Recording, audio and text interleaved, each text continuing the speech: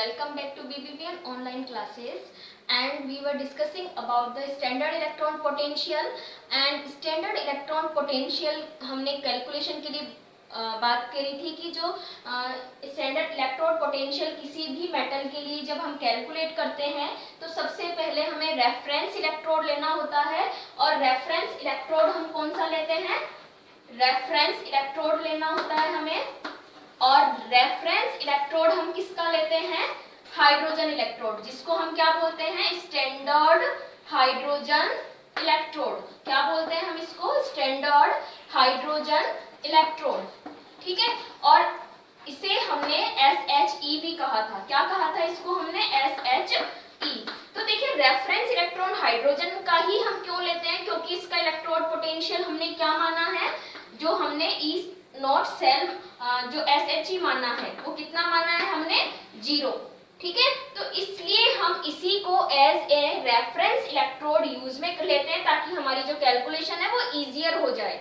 Okay. तो देखिए, हमने क्या कहा था? मैंने आपको कहा था कि जिस मेटल का हमें electrode potential, standard electrode potential calculate करना है उसे हमें राइट हैंड साइड में रखना है। कहाँ रखना है उसको? हमें राइट हैंड साइड में। और जिस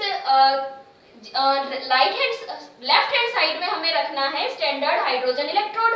और स्टैंडर्ड हाइड्रोजन इलेक्ट्रोड की स्ट्रक्चर मैंने आपको बताई थी कि इसके अंदर हमें हाइड्रोजन गैस 1 एटमॉस्फेरिक प्रेशर पर प्रोवाइड करनी होती है। प्लेटिनम का यहाँ पर क्या होता है? इलेक्ट्रोड बनाया होता है, क्योंकि गैस का इलेक्ट्रोड नहीं बन सकता है। बट प्लेटिनम पर इस H2 गैस का क्या होगा? ऑक्सीडेशन और रिडक्शन होता है। प्लेटिनम का खुद का नहीं होता है क्योंकि ये इनर्ट मेटल है। ये सारी बात हमने करी थी। 1m की कंसंट्रेशन हम लेंगे क्योंकि हमें स्टैंडर्ड इलेक्ट्रोड पोटेंशियल कैलकुलेट करना है। तो स्टैंडर्ड कंडीशंस रखनी होगी। टेम्परेचर हमें रखना होगा 298 केल्विन। प्रेशर हमें रखना होगा 1 एटमॉस्फेरिक प्रेशर। और कंसंट्रेशन हमें रखनी होगी 1m की हमें कंसंट्रेशन रखनी होगी। और साथ में हमें स्टैंडर्ड हाइड्रोजन इलेक्ट्रोड को as a reference electrode use में लेने। तो ये 4 बातें हमें ध्यान रखनी है।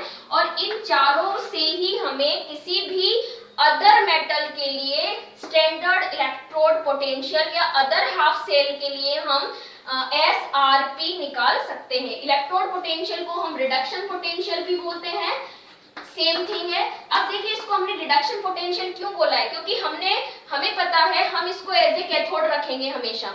जिस मेटल के लिए हमें इलेक्ट्रोड पोटेंशियल कैलकुलेट करना है उसे हमें कैथोड बनाना है। और कैथोड को हमेशा कहाँ रखते हैं हम? राइट हैंड साइड में। तो चलिए हम सबसे पहले जिंक मेटल के लिए, किसके लिए?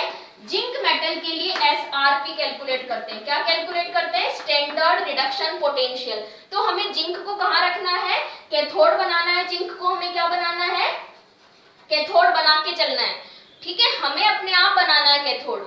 इसको राइट हैंड साइड में हम इसको कैथोड मान के चलेंगे। और SHE को हमें क्या बनाया? हमने एनोड। जो स्टैंडर्ड हाइड्रोजन पोटेंशियल इलेक्ट्रोड है उसे हमने हाइड्रोजन इलेक्ट्रोड जो लिया है हमने उसको हमें एनोड के जैसा मान के चलना है। ओके।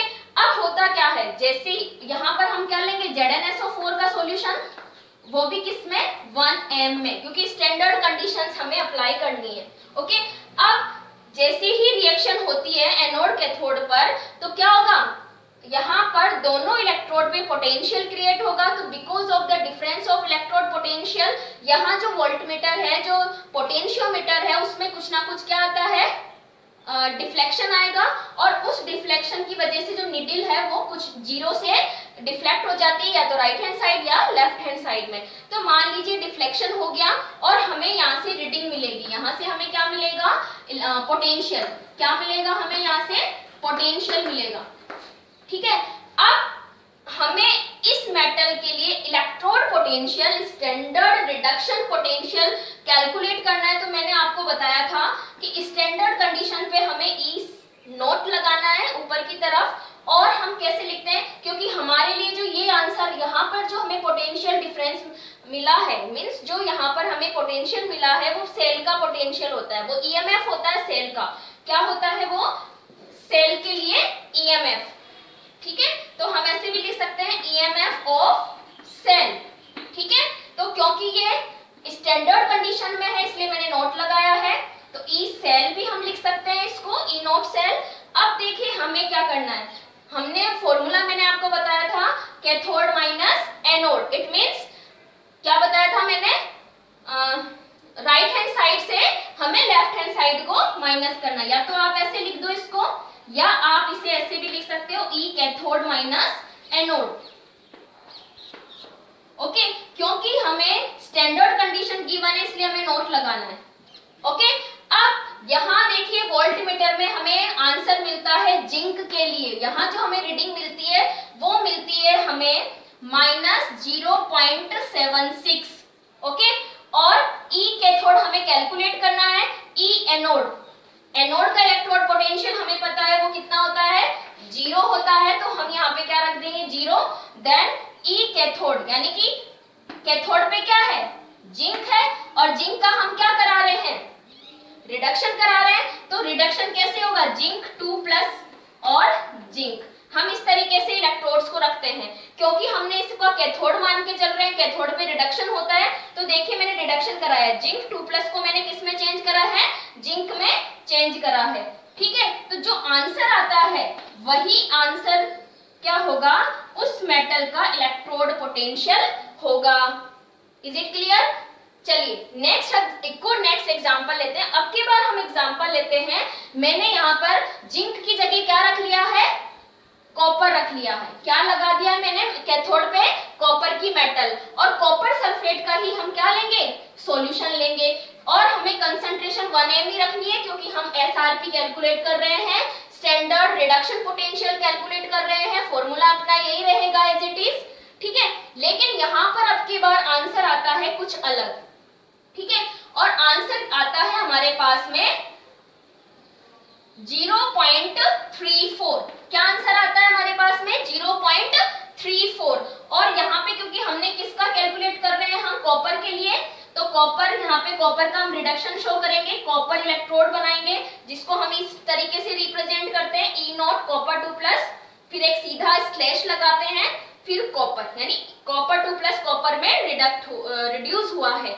ठीक है, तो यहाँ पर जो 0.34 जो आंसर आता है, ठीक है, जो ई सेल नॉट आता है, हमें यहाँ से ये जो रीडिंग मिलती है, वही आंसर जो होगा वो कैथोड के लिए, यानी कैथोड पे जो हमने मेटल लिया है उसके लिए इलेक्ट्रोड पोटेंशियल होगा, स्टैंडर्ड रिडक्शन पोटेंशियल होगा।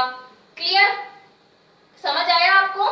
चलिए अब देखिए हमें क्या करना है, इस तरीके से तो हमने कैलकुलेट कर लिया स्टैंडर्ड रिडक्शन पोटेंशियल किसी भी मेटल के लिए। चलिए हम कॉमन फॉर्मूला लिखते हैं, अगर मैं यहाँ पे कोई भी मेटल लेती हूँ और उस मेटल का हमने क्या लिया है, सॉल्यूशन लिया है, यहाँ पर मैं Mn+ कर देती हूँ क्योंकि उसके आयंस हैं मेटल के, तो हमारे पास में हमारा जो आंसर हो जाएगा वो क्या हो जाएगा, यहाँ पर ई सेल नॉट जो आएगा, हमें कैलकुलेशन इस तरीके से ही करनी है। ओके, तो जो ई सेल नोट आएगा हमारे पास में वही उस मेटल के लिए, अब मेटल को हम कैसे लिख सकते हैं, Mn+, ठीक है, एंड देन M, तो ई सेल ये मैंने कॉमनली लिखा है, क्या लिखा है मैंने, ये कॉमनली।